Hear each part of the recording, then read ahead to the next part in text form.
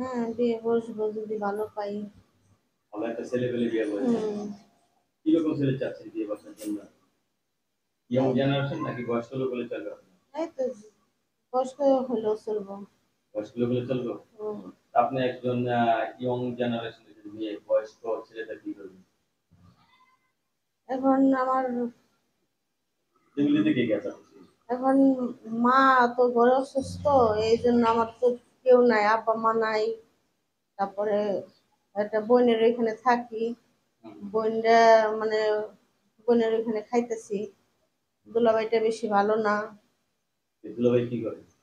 এই তো এই যে বোনের ভাত কাপড় দেয় না ঠিক মতন। ও, বিয়ে করছে আর একটা জায়গায় জায়গায় থুয়ে থুয়ে জায়গা। কারণ আমি আপনি এখন বিয়ে বলবেন সত্যি?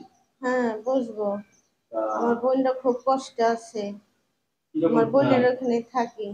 কিরকম ছেলে চাচ্ছেন? চাকরিজীবী, ব্যবসায়ী, প্রবাসী কোনটা ভালো লাগে আপনার? এখন আমার আল্লাহ যেটা ভাগ্যের লেখছে সেটাই। যেটা ভাগ্যে লাগছে সেটাই আপনি হুম। মেনে নিবেন না? হ্যাঁ। আচ্ছা, লেখাপড়া করছেন কিছু? লেখাপড়া নিজের নাম টুকু জানি, তাছাড়া এমনি কিছু জানি না। টিউশন করছেন কোনো সময়? না। কেউ বলে না কোনো সময় আই লাভ ইউ? হ্যাঁ বলেই তো। ও, চান্স দেন না নাকি? না। আহ, আপনার নিয়ত কি যে বিয়ে করে প্রেম করবেন? হুম। আচ্ছা, হ্যাঁ। অনেকের বউ মারা গেছে, বউ চলে গেছে, এই সমস্ত পুরুষের সাথে বিয়ে ছাড়া থাকবে না, তাদের একটা বউ দরকার।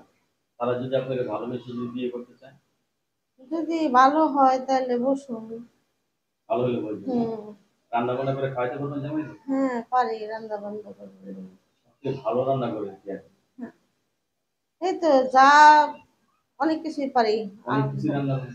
হ্যাঁ, মাংস, ডাল, ভর্তা সবই পারি। যেহেতু আপনি বিয়ে মানে তাহলে স্বামীর মর্যাদা বুঝবেন না। রাত্রে স্বামী কয়টার দিকে বাসায় আসলে আপনি খুশি? কাজ শেষে বাসায় আসলে খুশি হবো 8টা 9টা। 8টা 9টা? এত এরকম। তাড়াতাড়ি স্বামীর ভালোবাসা দরকার? হ্যাঁ। বাবা, এর সাথে বান্ধবী টান্ধবী বিয়ে দিয়ে হয়েছে তো? হ্যাঁ বান্ধবীর তো বিয়ে হয়ে গেছে, কিন্তু তাদের আমি তাদের আম- জামাই নিয়ে যখন ঘুরে কেমন লাগে আপনার? হয়তো দেখলে তো খারাপ লাগেই।